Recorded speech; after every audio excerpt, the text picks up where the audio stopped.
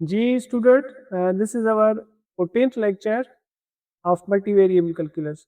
और आज के इस लेक्चर में हम पढ़ेंगे chain rule of multivariable function. Previous कुछ लेक्चर्स में हमने पार्शियल डेरिवेटिव और उनसे रिलेटेड कुछ प्रॉब्लम को समझा था, लेकिन आज हम सिर्फ पढ़ेंगे कि चेन रूल किस तरह यूज होता है मल्टीवेरिएबल फंक्शन में। तो फर्स्ट ऑफ ऑल कि चेन रूल बेसिकली होता क्या है। चेन रूल एक ऐसा रूल होता है, इज अ रूल, ठीक है, for differentiation of composite function.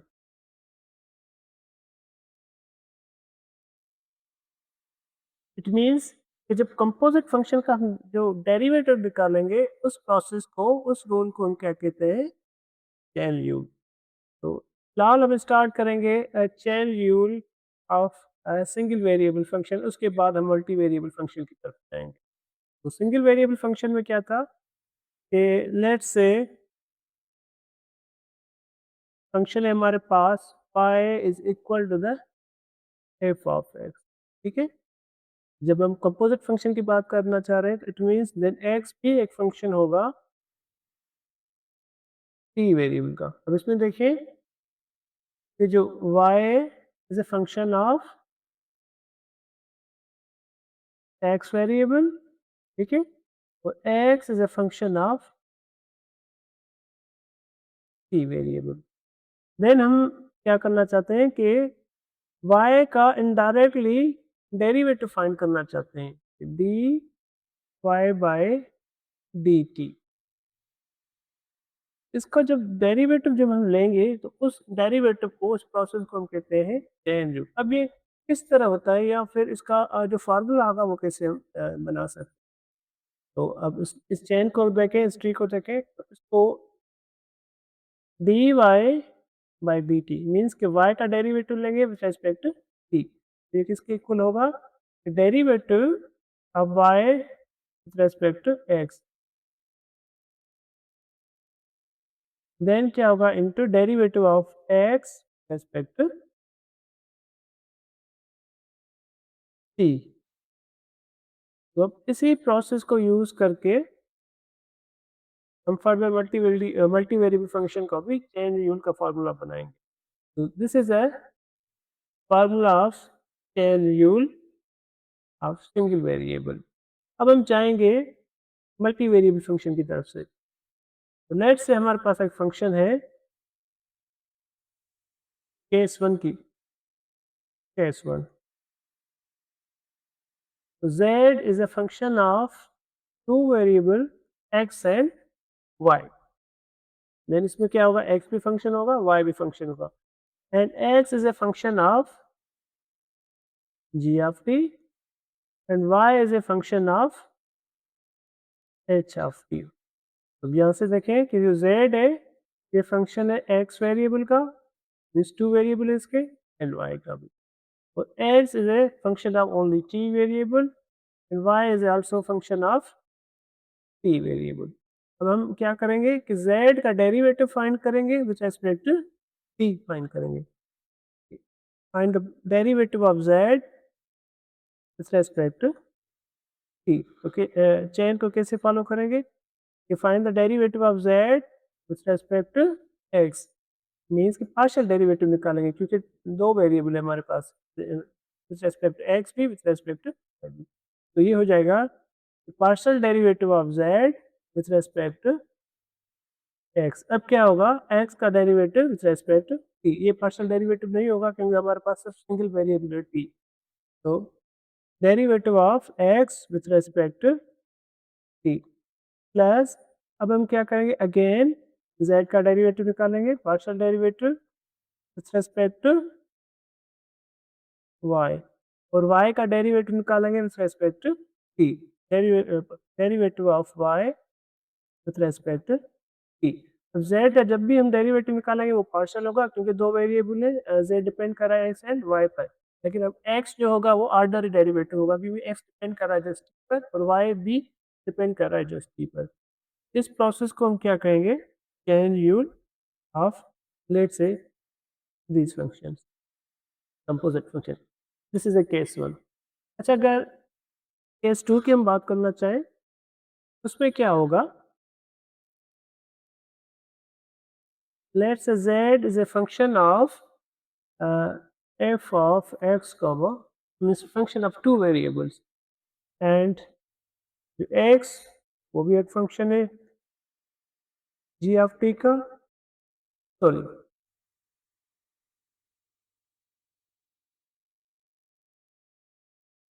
g of s comma t, और y भी हमारे पास एक फंक्शन है h of s comma t. इसमें देखिए केस 1 में जो x और y था वो जो था जस्ट t पर डिपेंड कर रहे थे, लेकिन अब यहाँ पे x एंड y डिपेंड कर रहे हैं s एंड t पर. इट मीन्स जो आगे जब हम इसका फार्मूला बनाएंगे वहाँ पे पार्शियल डेरिवेटिव इस्तेमाल करेंगे. इसकी अगर डायग्राम बनाए वो कैसे होगा कि जो z फंक्शन है वो डिपेंड कर रहा है x पर भी और y पर भी, और जो x डिपेंड कर रहा है s एंड t पर एंड y भी डिपेंड कर रहा है s एंड t पर. तो अब इनका जब डेरिवेटिव निकालेंगे फार्मूला बनाइए तो किस तरह होगा कि partial derivative of z with respect to x, क्योंकि पार्शियल डेरिवेटिव होगा विथ रेस्पेक्ट x भी हो रहा है y भी हो रहा है.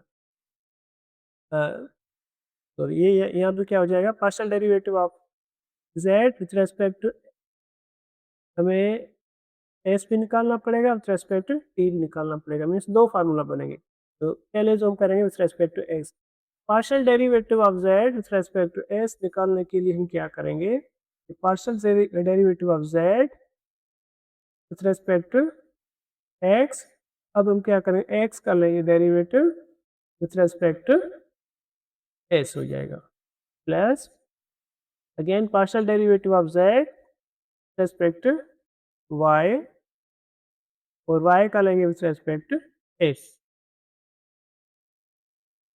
ये हो गया हमारा, ठीक है. अगर अब हम विथ रेस्पेक्ट टू t का डेरिवेटिव निकालेंगे, मीन्स के partial derivative of z with respect to t, इसके हिसाब से तो क्या हो जाएगा, partial derivative of z with respect to x and with partial derivative of x with respect to t plus partial derivative of z with respect to y, अब y कर लेंगे with respect to t. Means जब इस type का जो problem होगा उसमें हम दो फार्मूला लगाएंगे और दोनों पार्शियल डेरिवेटिव की मदद से सॉल्व करेंगे.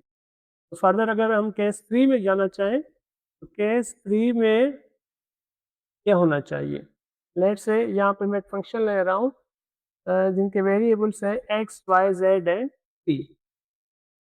z is a function of x, y, z and t, and अब हम क्या करेंगे, x is a function of g के अंदर दो वेरिएबल्स है u एंड v, y भी हो जाएगा h, u and v, then z is also a function of let's say m, u comma v, and t भी function है let's say m sorry n, u comma v. अब it means के जो derivative निकालेंगे हम z का वो क्या होना चाहिए, विथ रेस्पेक्ट टू u भी होना चाहिए, विथ रेस्पेक्ट टू v भी होना चाहिए. मीन्स के find partial derivative of z with respect to u, partial derivative of z with respect to v. अब ये दोनों फार्मूला हम बनाएंगे. तो सबसे पहले क्या करेंगे, इसकी एक डायग्राम बनाएंगे. तो डायग्राम मीन्स के z जो फंक्शन था वो डिपेंड कर रहा था कहाँ पर, लेट्स से के x पे भी, y, उसके अलावा क्या था हमारे पास, let me check it, sorry this is यहाँ पे हम w लगाएंगे, ठीक है. अब ठीक हो जाएगा और ये भी w हो जाएगा क्योंकि z ऑलरेडी हमने यहाँ पे लिखा हुआ है.